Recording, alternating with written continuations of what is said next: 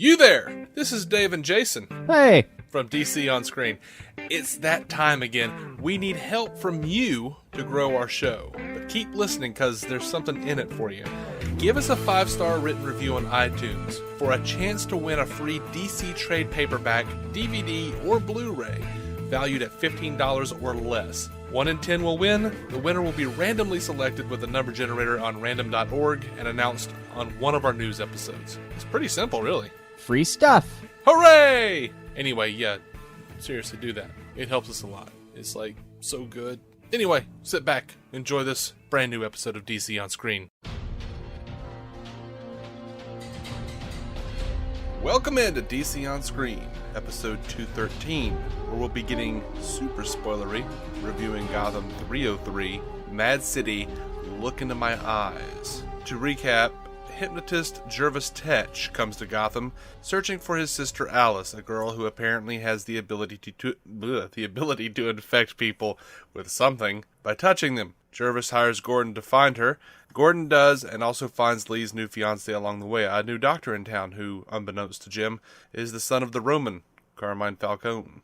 Meanwhile, Penguin decides he's going to run for mayor against Aubrey James, and also that he needs to get Ed Nygma out of Arkham.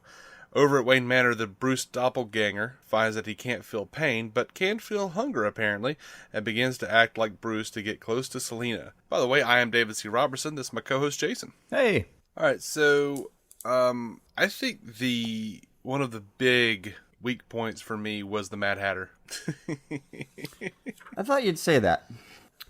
I don't know why I thought you'd say that. He totally just feels like he's play acting. Like, he doesn't feel like he's real. Like, and I even suspected that might be a reason. So I come up with a ready response. Mm-hmm. That makes him a perfect Gotham guest star. That's not an argument. Oh yeah. I mean, it's not an argument to make it better. It's just he's perfectly Gotham. Everyone here acts like they're like getting to do the best cosplay ever. Mm-hmm. He does make a great entrance. Yeah, sure. I guess so. I was pretty underwhelmed by him the entire time. Nah, I was whelmed. Now, you know what I wasn't underwhelmed by? Uh-huh. Dude, freaking Penguin, man. Yeah. Oh, you. So smart. Always one step ahead. Never three. Mm-hmm. When he has everyone in that restaurant pop around with their guns. That was on pretty James, great. Dude. I was just, that was my boy. That was what I was waiting on. I was like, come on, this is Penguin's smarter than... there it is. There it is. Yeah. Oh, before that, though, like, when he decides he's going to run for mayor again, or when he gives some speech and ends in cheers, and that's great. But that's the first time I've ever heard a speech end with forthwith and, like, cheers. I heard forthwith, and I thought of you immediately. Uh-huh. I knew you were going to bring forthwith up. Of course I was. That was fantastic.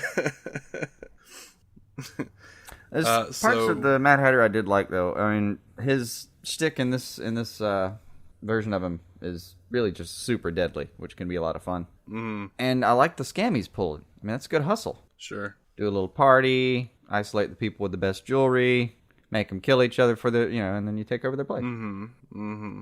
Cops ever come over to investigate, you just hypnotize them, send them back to the office. Right. I don't know what it is about the guy, aside from he doesn't seem genuine. He may win you over. I think that's all it is. Just look deeply into his eyes. He'll win you over. I'm good. It's a little, seems a little, ridiculous. Like, every time, and not just here, this is Batman the Animated Series. This is anything I've ever seen that had hypnotism in it. I just never buy into the hypnotism. Mm-hmm. Like, whatever device they've got, like, whether it be, some sort of a fob watch or a little metronome thing. Yeah, a little metronome thing, a little piece of jewelry or whatever to focus on. I just never buy into the hypnotism. Ever. I've seen it on X-Files and I don't buy it. I've seen it in so many places. I just don't buy it. Ever. There's some tropes people just never get around. Yeah. What are you going to do about it? I mean, I didn't even bring it up on... I didn't even bring it up last week week before last when we were talking about Lucifer. They use, like, neuro-linguistic programming. That's one of mine where I'm like, no.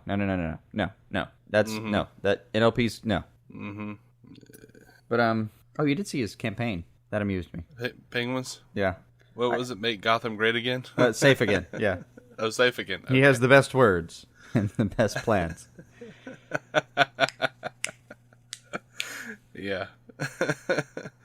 I'm starting to think they wrote this storyline just so they can make fun of Trump. Like, they went, look, Penguin's run for mayor before. We can do that. We can totally pull this off. Mm-hmm. I see him running for mayor. I'm like, again? Like, this is a thing, from the old 66 series. They did it again in Batman Returns. Mm-hmm. It's happened at least in the comics a couple of times. Anyway, my notes literally say, Penguin for mayor again, period. Moved on to the next note. Something about forthwith. Yeah. So the doppelganger, I guess we should call him 514A. Yeah, Doppel Bruce. Dude, I understand you're hungry, dude, but get your hair out of the soup. Yeah. I just liked him looking up. This is weird for me too. He's very self-aware, young transient. Yeah. Oh, and Alfred's doesn't want him around. I actually wrote, Bruce keeps his pimp hand strong. 514A stays. I don't know why. I like when Bruce just kind of puts it on Alfred. Like, no, we're doing this. Oh, but Master B. Yeah. Still my house. Oh. It's a bad idea, Master B. Well, you should have known it's a bad idea when you start training the guy. And I like the training scene. I always like the training scenes with Alfred. Even if there's an interloper, like two Bruces. Great little bit in there. And as the scene's rolling on, I'm thinking like, okay, so he has great reflexes. He can't feel pain. Yeah, he's pretty much Batman already. This kid's closer than Bruce is. Right. I was thinking, what if Doppelganger becomes Joker? That'd be fantastic. Say he gets introduced to Jerome's bullshit, or maybe he already has because he was in Indian Hill. Well, we see later that he's willing to take on useful aspects of someone's of humanity. Like he uses the "I'm sorry" like a blank check. But he you can see him like get the script for how to apologize for something, and yeah, he runs. Maybe he just decides at some point that madness is easier and shuffles down that doorway. Now, I have no basis for that. I just thought, hey, that'd be cool. Oh, it would be cool. Yeah. So in the courthouse, not the courthouse, the police station, when Jim comes in to get his check and Lee is there, like their dialogue. Yeah. I actually wrote Jim's lines here would have been better spoken by Nathan Fillion. But did they actually bore you with that scene so much that you were just recasting it for the hell of it? Absolutely. Mentally. Absolutely. Oh, by the way, there's more apartment scenes this episode with Gordon, and I really want to buy the cat something other than a wife beater. The man just lives in armless shirts.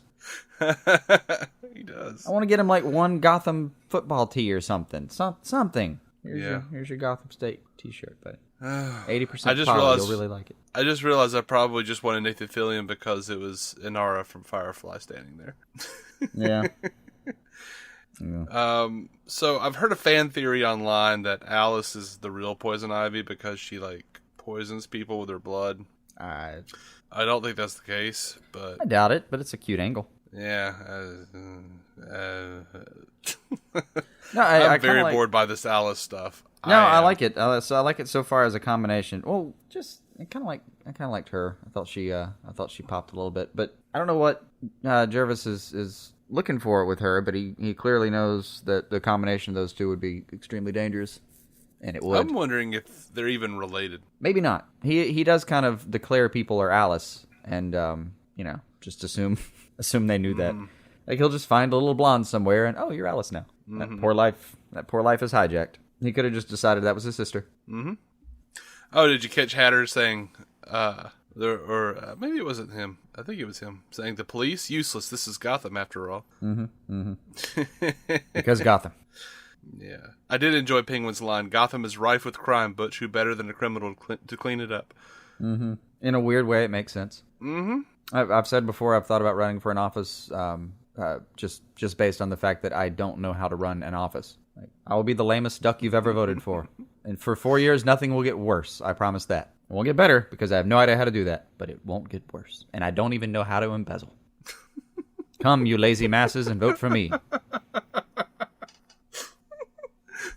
I don't know how to embezzle. That's a campaign. Just throw it up on the poster. Me doing a 3/4 shot turn, looking up at the sky with smoothly coiffed hair. Doesn't know how to embezzle. Your money is safe.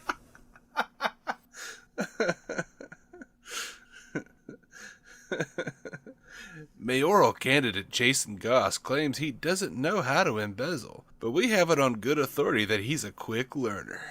Right. Oh, has he embezzled before? Nope, but he's a pretty quick learner. My counter argument, I come up with the same poster, tagline at the bottom. Jason Goss, can't be bothered. Too lazy to steal. Jason Goss, watching Batman on your tax dollars. Yeah, I swear I will do nothing but catch up on Smallville the entire time I'm in office. I'd vote for you, man. Oh, man. So, great line with Bruce and Selina. Like, he says, no offense, but it's not like you to care. Mm-hmm. And I didn't, I've liked the Selina Poison Ivy relationship for a while, but she tells him she had nothing, that kid. I was it. No one else would even talk to her. Mm-hmm. It really was. That was just her little sister, her little adopted sister. Sure. Everyone, when they really take a moment to look at those two, I always feel bad for Selina. Yeah. And then I kind of felt like Selina was like a little more grown up than I thought she was, because she was like, "You're a selfish son of a bitch, you know that?" And I'm like, "Whoa, Selina." This is supposed to be kid time on the show. Nah, I don't think she ever got to be kid time. I'm still looking at two little kids talking, man. Where's the time gone? I know. You realize it's been years just since we've been watching this show now. They've grown. They grow up so fast. They do. They grow up. They learn to curse. They cut their hair overnight and take over other people's personalities. Well, he had to cut his hair. He had to cut his hair. It was getting into soup. It was, yeah. There's practical concerns. I mean, sure. We all enjoy when we can lay in bed at night and put our hair in our mouth and suck out the remainder soup. Yeah, but then you eventually got to the point where you could grow facial hair and catch your soup there. You didn't have to store it in your hair. A proper soup catcher. Proper soup catcher, yes. What the hell are we talking about? I don't know, I forgot. Why does he not have a proper pair of clippers somewhere in that house? He's got to use the giant novelty oversized scissors. They're mandatory, though, for like chopping off the hair scenes, the stand in the mirror. But when he was standing over Bruce in bed, and he's holding that giant pair of scissors with that long hair, and I remember last week what I called him, like Bruce Wayne scissor hands. Yeah. I had quite the cackle. Mm-hmm. Good chortle was had by me. Yeah. He's in all black. I don't know. It's just great. Yeah. I find it weird that this kid didn't, show up with a little bit of facial hair, though. Bruce is old enough. He should have a little stash or something. In time. He's got to grow that, Playboy stash when the time comes to fool everybody. The Playboy stash. Yeah. When he's 18 and they're worried about, is he going to try to take over the company? Because he can now. He's got to get all the facial hair going and maybe a man bun to really throw him off. A man bun. I was thinking 514A would have had the facial hair, not Bruce. Bruce would have kept it clean and proper, but... Just a thought. Weird things that pop into your head. That's what we're here for. So, that's what we're here for. I'm calling it now that Gordon will probably find Poison Ivy and will probably be seduced. Because they can't have him not make out with somebody on the show. Yeah, I know. Well, he's the guy who finds her and she tries to seduce him and he says what we're all thinking. You're a tiny girl. Mm-hmm. Fingers crossed. Yeah. So what do you think Alice was talking about when she said I wasn't sure how he was affected? I don't know yet. Is everyone affected by her differently? It looked like they were all just affected very poorly. Well, sure. It looked pretty damning. It's like some zombie shit is what it sounded like. It looked pretty damning to run across her. Well, yeah, once the gasoline in the fire was a-going. Yeah. I don't really know. I don't know. I'm going to have a little more time with her before we do that. Mm-hmm. And if they stay true to their premise, we'll get more time with that storyline before we move on to another one. Oh, sure. So I love dinner with the Roman. Mm-hmm. Damn, he's creepy. Mm-hmm. Just, I love every time that man is on the screen, man. He's very good. He's very good. Yeah. Every time I see him, I think back at that his awful counterpart, Falcone, in Batman Begins, and I just think, the missed opportunities. Why didn't they do that? Why didn't you make it? So it's got a great. He's got one of those voices that in this shot they had him talking before they actually showed him, and I didn't miss a beat. I know exactly who they were panning over to. Oh yeah, got a wonderful gravel effect in it. Very memorable. So the most exciting thing about this episode, by the way? Penguin getting Ed out of jail. You better believe it. Or Arkham. Better believe it.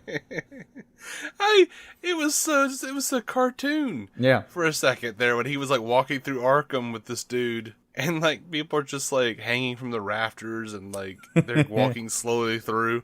It was funny. It amused the shit out of me. But I was just going, "Oh, this is a farce." Yeah.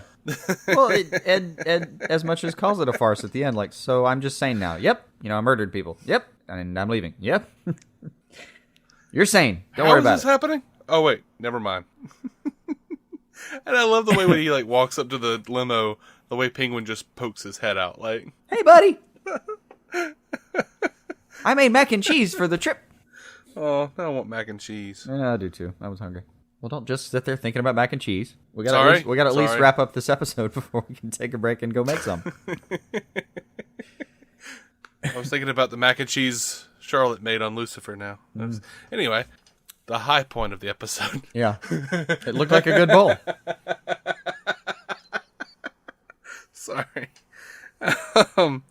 Okay, so I was about to puke when Hatter had Gordon on the roof. Oh, yeah. I don't dig that shit, man. I don't like heights. Not my thing, man. Yeah, to be sure, you're not saying the scene was bad. You're saying that we have like a gut reaction when we see that. I get vertigo of 4 people. Yeah. I'm looking at it and going, God, that's bad green screen. And I'm still dizzy and sick. Mm-hmm. So, yeah. I can't even, I'm not even a fan of attending concerts if I have to go on like the upper deck. Mm-hmm. So he never like snapped Jim out of it. So Jim is still completely within his thrall. In theory. Well, no, that was in the promo for next week. Oh, is it? Good. Yeah, I didn't get to see that. It cut it off. My recording cut off. Yeah, that's what's happening. Mm-hmm. It looks kind of trippy. Well, good. Maybe they'll do something different than when Clayface tried to take over his personality. Jim got He just never went back. Creepy smile. No, I just when it's Jim playing not quite Jim. Like so far, it's been a little creepy. Well, no, our friend Jacob over at the Screen Explosion podcast surmises that I think he said Ben McKenzie has some sort of a Bell's palsy or something ever since Clayface took over, because he's been acting like the Clayface version of Jim Gordon ever since. And he's like talking out of this one side of his mouth. It's real, like, and now I can't unsee it. Oh, so thanks, that, Jacob. Like, that jerk. Yeah. Yeah, he's doing that. Like, he's doing the sneer differently now. So he experimented with some new takes. He liked them. Now we're stuck with them.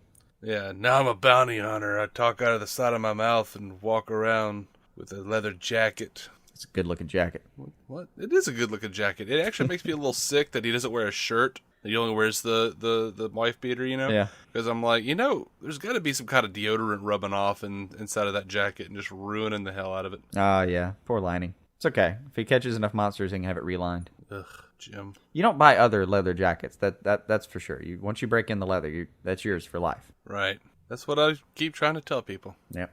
They ask me why I don't buy another leather jacket. Same thing. If you have leather shoes, once you've broken those things in, you wear them until the tread's gone. Then you have them redone. You put the tread back on, and go again. Mm-hmm. But yeah, I do kind of feel like Gordon just acts differently based on whatever he's wearing.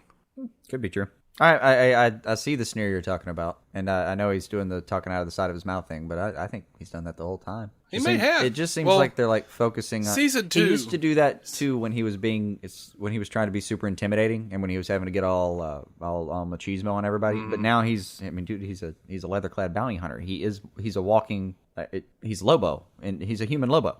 He's all machismo. No. So yeah, he's all out of the side of his mouth. Season 2, he would just like grit his teeth and talk through his teeth all the time. Yeah, there are slight differences. I don't know what he's doing anymore. Anyway, I'm still down with the show. I just don't know what's happening. Yeah, we say that every episode. I know. Can't wait for the next episode that we're gonna be super annoyed by. I did like Jim's response to Mario, though. What was that? He was just like, dude was like stitching him up and whatever, and he stood up and told him, you do anything to hurt her, I'll track you down and kill you or whatever. Oh yeah, it was. And then grins really big. No, he straight up tells him, if you ever hurt her, I'm gonna hunt you down and kill you. Mm-hmm. And then big smile. See you later, buddy. Yeah, I enjoyed it. Yeah, I'm thinking it's probably foreshadowing too. Something tells me he's gonna have to kill Lee's new boo. Probably. Fingers crossed. Yep. Not before we get a quadrangle, though, according to Marina Baccarin. Of course. So, I think that does it for this episode. Yep. What do you think? I'm good. You good? Good. We'll see you next Thank you time for when listening. we get super annoyed with Gotham and then say we like it anyway. Dude, Penguin's killing it. Penguin's killing it. Edward's back on the force. We've never had a problem with Bruce or Alfred. We just never. Seems like we just don't spend any time talking about the stuff we like. We may try to do that sometime. I might even try to be positive one day. Hey, we talk about how awesome Alfred is all the time. We do. We've never said anything but. Alfred's a badass. End of story. Thank you so much for listening to our super negative review of Gotham. Of an episode that we kind of both enjoyed anyway. Yeah, kind of. You can find every episode on DCOnscreen.com. You can find us on Facebook and Twitter. We'll be coming right back with a Lucifer review for 202 Liar Lighter Slutty Dress on Fire. Till next time, guys, keep some DC on your screen.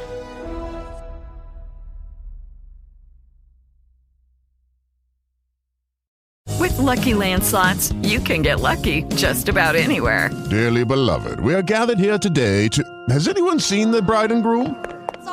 Sorry, we're here. We were getting lucky in the limo and we lost track of time. No, Lucky Land Casino, with cash prizes that add up quicker than a guest registry.